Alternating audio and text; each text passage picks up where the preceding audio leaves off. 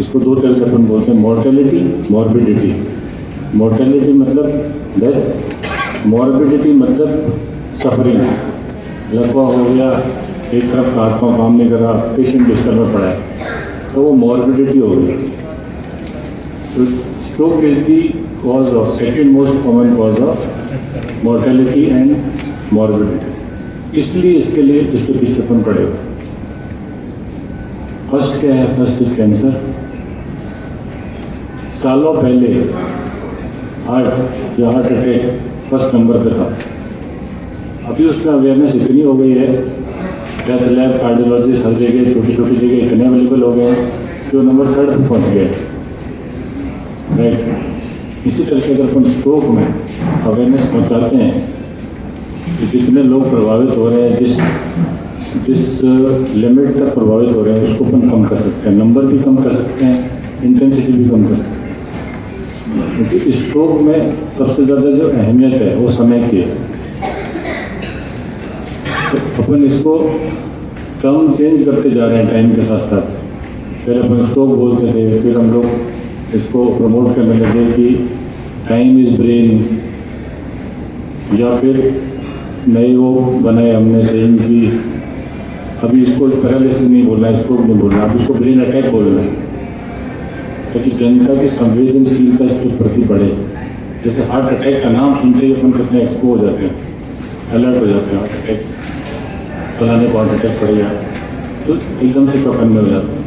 इसी तरह से हम स्ट्रोक की जगह इसको आप ब्रेन अटैक बोलते हैं। टाइम का महत्व तो ये है कि ब्रेन के साथ एक प्रॉब्लम है, एक तो इसकी टाइम विंडो कम है, हार्ट के पास टाइम विंडो ज़्यादा है। राजस्थान में, बल्कि मैं कहूँ राजस्थान में नहीं, इंडिया में भी जॉइंट ब्रेन सर्जरीज में हमने एक बहुत अच्छा बेंचमार्क एस्टेब्लिश किया है under the guidance of doctor Vikram Ayesha sir. और पिछले 7-8 साल से जब ये सेंटर शुरू हुआ था हॉस्पिटल, तब से ही हम जॉइंट रिप्लेसमेंट सर्जरीज में हैं। तो केसेस की अगर मैं बात करूँ तो 90% कन्वर्जन इंडिया में पेशेंट्स का होता है जॉइंट रिप्लेसमेंट में, जो यहाँ आते हैं क्योंकि उनका ट्रस्ट फैक्टर इस हॉस्पिटल पे है। और केसेस हम अराउंड 3000 केसेस पर ईयर जो आप कहना चाहते हैं, अप्रोक्स हम इतने केसेस जयपुर सेंटर पे करते हैं। सेकेंड बात रही मेडिकल टूरिज्म की। मेडिकल टूरिज्म में सर सबसे इम्पोर्टेंट फैक्टर जो होता है वो हमारा एविएशन और ट्रैवल इंडस्ट्री, टूरिज्म इंडस्ट्री होती है। जनरली हम मतलब आई मस्ट से कि we are not that fortunate because NCR Delhi हमारे बहुत पास है।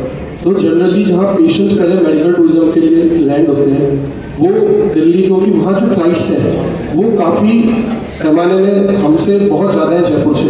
अगर हमारे पास अच्छी फ्लाइट सिस्टम जो जयपुर में आ रही है, मैं कह रहा हूँ सिर्फ शहर भी नहीं और भी हॉस्पिटल जितने हैं यहाँ पे, they will go into medical, because Jaipur अब वो सेंटर है, जयपुर वो सिटी है, वो जगह है जहाँ हेल्थ केयर और हॉस्पिटल बहुत अच्छे लेवल का है। हेल्थ केयर सिस्टम हर तरह का इलाज है, प्राइमरी, सेकेंडरी, क्वांटरी केयर, हम ट्रांसप्लांट्स भी काफ़ी अच्छे कर रहे हैं जयपुर शहर के अंदर। एक मेडिकल टूरिज्म जो है वो सिर्फ हमारे ट्रेवल और टूरिज्म से, क्योंकि हमारे पास अगर फ्लाइट ज़्यादा अच्छी आएंगी तो हमें चांसेस है हमारा मेडिकल टूरिज्म काफ़ी अच्छा पड़ेगा।